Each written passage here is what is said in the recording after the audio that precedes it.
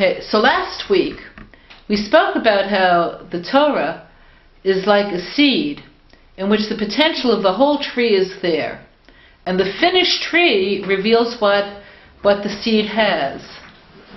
Okay, so similarly, the Torah is in a continual state of unfolding and renewal. So that Moshe Rabbeinu, who saw the seed and understood it, he was like a biologist, knew every chiddush that would ever be said, because it's all there, but it was all potential, not actualization. So we said that the full tree is the actualization, and a wise person would be able to look at the finished tree and say, aha, this is what the seed looked like.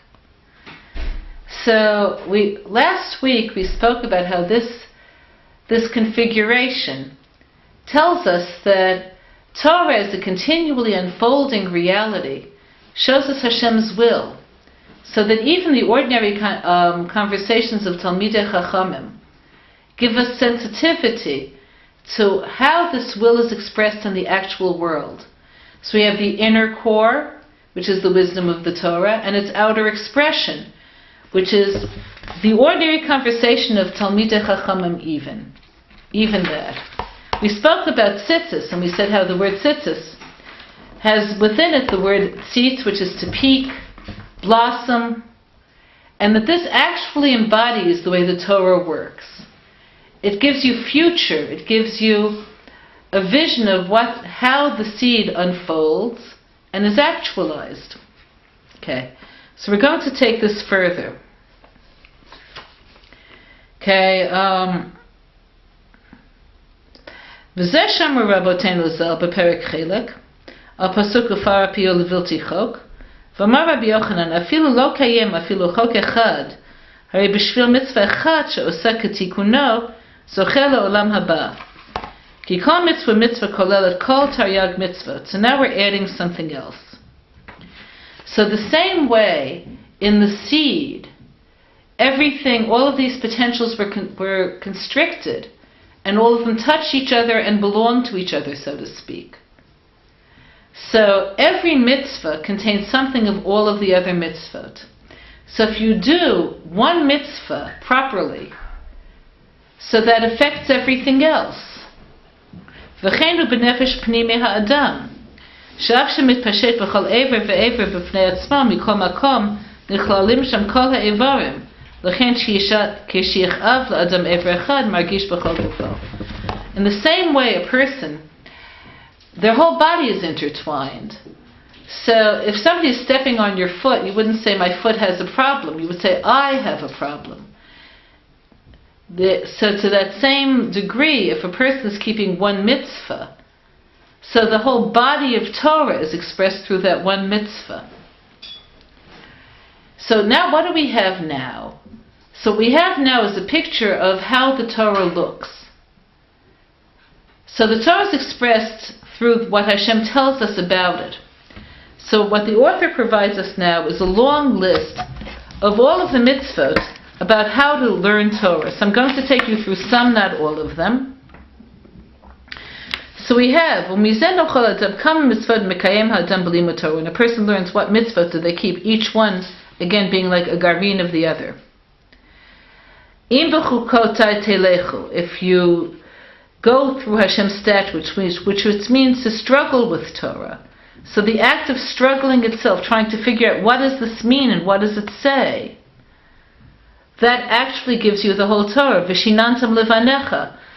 If you sharply repeat it to your children, meaning you give over Torah with enough depth and enough acuity that their unasked questions are answered, that's a mitzvah in itself. V'dibartabam, if you speak Torah in your house, which is a different mitzvah than learning it in the Beis Midrash, on the way, when you go to sleep, when you get up, these are 7. He counts out many, many more. I'm not going to take you through all of them, but what I am going to say is that they all require shmira, they all require carefulness, they all require commitment, they all require support, sustaining the Torah not only intellectually but emotionally. All of this is there. Okay, so within all of this, he's going to tell us something very interesting. We're instructed in how to relate to Torah, not just how to learn it, but how to relate to it. Let's hear about the relationship. Okay, so he says, "V'kach nemar ba v'higita v'yomam v'layla v'higita milashon machshava." You should think about Torah. It should be on your mind all the time. Shetzarich shelo yasir machshavto mehaTorah, that your mind can't ever be totally away from Torah. Now, I could hear you thinking. You're thinking, my mind should never be away from Torah. I have enough time thinking about. I have enough of a time thinking about anything more than if I'm down at the station at 8:45, will I really make the train? Or does white synthetics go with white or colored? No, it means somewhere in the back of your mind, its imprint has to be there, and you know what? It will be there. כדלהל כתיב לא ימוש ספר תורה מפיך וכשאי אפשר לדבר בתורה אז זה נאמר על כל פנים רק חזק ואמץ. So it says that means it has to be in your subconscious all the time, the source of your strength and your courage, which for most of us, truth be told, it is. Goes on, more instructions. Okay, so again, I'm not taking you through all of them, but you have, for instance, Shmor Amarvai Mitzvotai Titzpon. Guard what I say and let the mitzvah be concealed within you. Okay, Kashrem al etzbotecha. Tie them to your fingers. Amar lechochma achotiat. And tell wisdom you're my sister. So he's going to explain what it means to, in terms of chachmas haTorah, to call it your sister. Umashi katuv amar lechochma achotiat. Ki neshama shel ha'isha ha'yisraelim haTorah hakol echad. A person's soul and the wisdom of Torah are one thing. How so? K'moshe katuv b'Zohar HaKodesh, Oraisa v'kuchabrichu v'Yisrael kulochad. The Torah and Hashem and Yisrael are one thing. How so? So let's go back to last week for a moment. So we said that the Torah comes forth in the 6 days of creation, every day paralleling 1,000-year period in the world's forthcoming history from the time of Adam HaRishon. So there are things that could only be revealed in this 1,000-year period. Just like in a tree, there's only so much that one could see in the maturation process of the tree in its first year, etc. So this is true not only of the Torah, but of us. It's not just true of the Torah, it's true of every soul of Israel. So each soul is completely unique, and certain souls can come into the world at this point, while other souls can come into the world at that point, because the powers of the soul match the unfolding process of Torah. Now this is also true of time. Somebody asked Rav Chaim Vital, what did the Arizal think when he davened Shemona Esrei? It's a good question. So Rav Chaim answered, it depends when. No, he wasn't just being Jewish. This was, it depends. Okay. He said that Shacharis, something unfolded then that hadn't been unfolded before in yesterday's Mariv. And Mincha is different than Shacharis. But he went further. Shacharis of Monday is different than Shacharis of Tuesday. Tuesday, something different will evolve. Shacharis of this month on Tuesday is different than Shacharis of a different month with different mazal and different spiritual capacity, and this year different than that year. So there's continual newness. V'yazarnu omrim b'tfilat mincha shel Shabbat echad, ata echad v'shimcha echad. Your one and your names are one. Hu she'atorah kula shmotav shel HaKadosh Baruch Hu. The Torah is all Hashem's names. So let's think about what a name means. A name is how you identify someone, how you separate them from other people. So if you saw me in the street going down Sholzen, turning across and saying, hey Karen, that means I saw someone specific, Karen, not people in general. So the Torah tells us how to know Hashem through the specific. So if you want to know Hashem, look at what it says. It says, Asuli mikdash v'shachanti b'tocham. Make me a sanctuary, I'll live in you. You want me to live in you? Here's how to do it. This is my will. This is how you eat. This is how you find me in the midst of your eating. This is how you set up a court system. This is how you find it in justice. You could find me, you could call my name by doing my mitzvot. So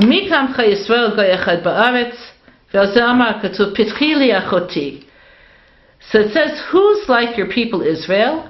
And the text verse that he uses is the same text, it uses the same phrase that we use for wisdom. It said about wisdom, say to wisdom, you're my sister. Now it says about us, open up to me, my sister. So this leaves us with a problem concerning the allegory. How could Hashem call us his sister? It sounds, first of all, it sounds heretical. That would imply Hashem has a parent, which is very difficult. And it also implies that we have a similar and almost equal relationship, which is certainly not true. So what does it mean? V'amru b'midrash lo zaz micha beba ad shekara achoti. It says that this means that when giving us his wisdom, Hashem doesn't move away from us in his love for us until he calls us my sister. Meaning, learning Hashem's wisdom gives us something in common with him.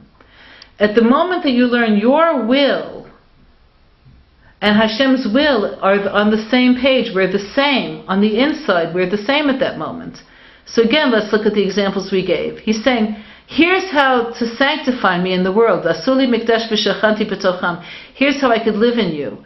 And your answer spiritually is, and I want to live in you, so I'll learn the details of the Mishkan, and of the Mikdash, and of Tara, and of Tuma, and, okay? Because I want to be your will. I want to be the repository of your will. So at that point, my will, which is to do what Hashem wants of me, and Hashem's will, which is instructing me how to do it, are the same. And in that sense, we're like two siblings.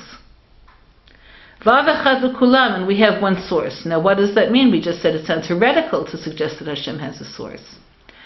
So the idea there is that Hashem's unknowable being is what generates his will. His articulated will comes from an unknowable source. So when we learn his will, me, the learner, and the statements of Torah are on one page, and we relate ultimately to the source, Hashem's unknowable presence, the Ein Sof. Now he's going to take us into another direction. He's going to move away from Chachma for the moment and talk about Bina. It says in Mishlei that Bina, which is understanding, not just knowing, but understanding, should be called a relative. The word moda means a relative. Hakavana ki ach v'achot hem shnehem bnei av echad. A sister and a brother both have a common parent. Umodahim b'nei achim, but a relative is the child of one's sister or brother. Okay, a niece, a nephew, and he brings the proof from Naomi. It says about Naomi that she had a relative. Okay, who is this? It's Boaz. So how is Boaz her relative? Elimelech, her husband, and Shalmon, and Boaz's father, and her own father, okay, we're all brothers.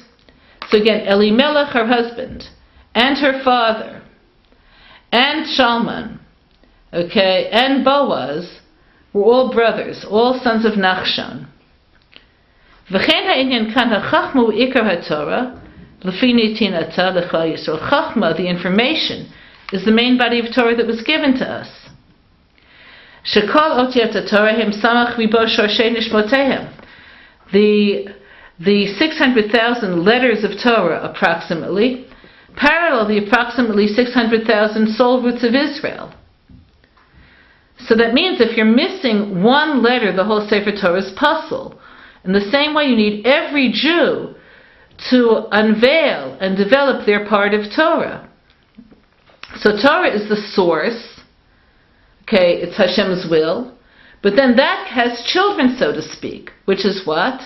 Our souls that are inspired by Torah and move forward with it.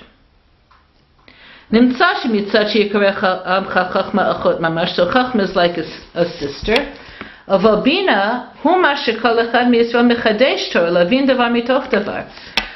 is when everybody takes this existent knowledge, here's how to make my Mishkan, here's how to eat food, and develops their own insights in it through really entering it. So you're bringing a new generation of information, a niece or nephew, so to speak. Humoti toldat chadashot. So it's making new generations. By uniting one's soul with the chachma of Torah. And through this you have, so to speak, children. So then the bina is called a relative, meaning the child of the sister. Okay, so now what do we have? We have that everyone has a part of Torah that's specifically theirs. So you could say as a woman, so what's my part of Torah? What does this mean for me? How is this? So the answer that you can give is as follows. As women, there's no mitzvah for us to learn Torah as a preoccupation in and of itself for the sake of knowing Hashem's will academically. But if we let ourselves be inspired by the vision of Torah, by the holiness of Torah, and it affects us and it draws us down to love Hashem, to serve Him, to fear Him, to have attachment to Him, then that learning and our conclusions about it, how we could actualize it in our lives, is the Tolda. So if you have a woman, friends, who's inspired by, let's say, studying Melechet HaMishkan, to say, and I really want my mind to be Hashem, the Aron Kodesh and the Mishkan. I want it pure on the inside, pure on the outside, gold on the inside, gold on the outside. Wood between it, something growing between it. That's how I'm going to be. I'll clarify my thoughts. I'll dismiss impure thoughts. I'll expose myself to pure wisdom, and I'll grow with it. And then she says, and here's how I'll do it. That's the Tolda. That's Bina. So from there, the Bina then is called Moda, which means relative, which is the same word as Da'at. Shu Tolda Mitchadesh Aydei Zivuk Chachma Ubina. Shemevin Davar Mitoch Davar Chachmas HaTorah. Shamru ein bina ein da'at. So then you could draw a new conclusion. This new conclusion is called da'at. The this is how is called da'at. So we have the information, our understanding of it, and the finished conclusion of how I'll actualize it, which is called da'at. Klal hu gimel sharei bina. Nun sharei bina. So when you're talking about knowing the possible conclusions, we're told that there are 50 gates of wisdom. V'shivim panim l'Torah, and 7 faces of Torah. V'alzeh ramza Torah b'mesha nemar, vayama Avraham el sari ishto achotihi. So this possibility of continuance, more bina, more da'at, is hinted at symbolically through Avram saying to Sarah, his wife, you're my sister. What does that mean? We're really together as husband and wife, but we're also like brother and sister. K'moshe katuv b'midrash hanelam, Avram hu haneshama. So it says in Midrash Ne'elam, Avram is the soul. V'Sara ishto hi haTorah ha'chachma. And Sarah, his wife, is a symbol of the Torah, the chachma. So the soul of Israel yearns for the Torah and is intimate with the Torah. Shehi bat zivugo. This is its mate, nigzar lo kodem yitzirato, who was predestined for him before he was born. So when you're talking about the first mate that a person has being predestined, that first mate is the chachma from the perspective of the Midrash Ne'elam, that the neshama needs for its own actualization. Shehu chelko b'Torah. It's that person's particular part of Torah. U'ketiv gam amna achoti bat avihi Aflo bat imi. So it says that she, concerning Sarah, she's the sister, the daughter of my father, not the daughter of my mother. Because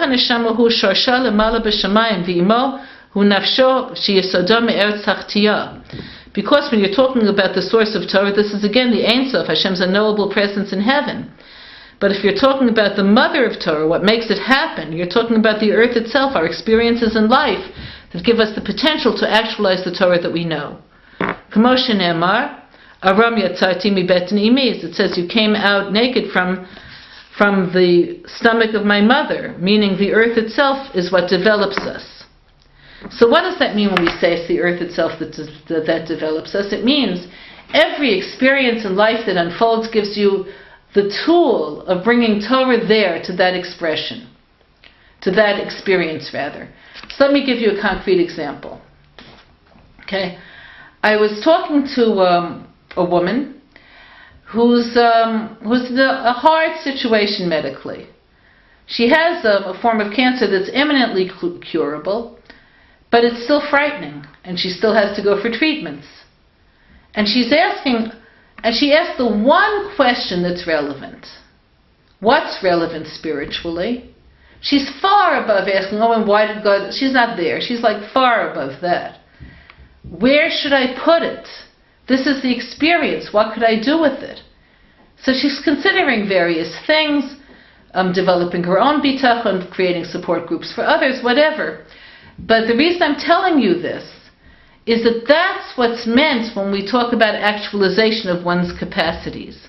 So you need another component, not only Shemayim, but Aretz. Okay, so Chachma comes min ha-Shemayim, that's the revelation of God's will. But its actualization comes from the Aretz, what we make of it. So what I'm going to conclude with now is that what we make of Torah is how we take everything we've learned right now and address it to our lives. By learning to ask, what does the Torah say about eating, about drinking, about wearing, about going, about coming, about relating? Really knowing it, feeling bonded with it, making one's own chiddush, one's own specific and defined contribution through one's own inner capacities and life as it unfolds. So this is all for right now. Have a good week.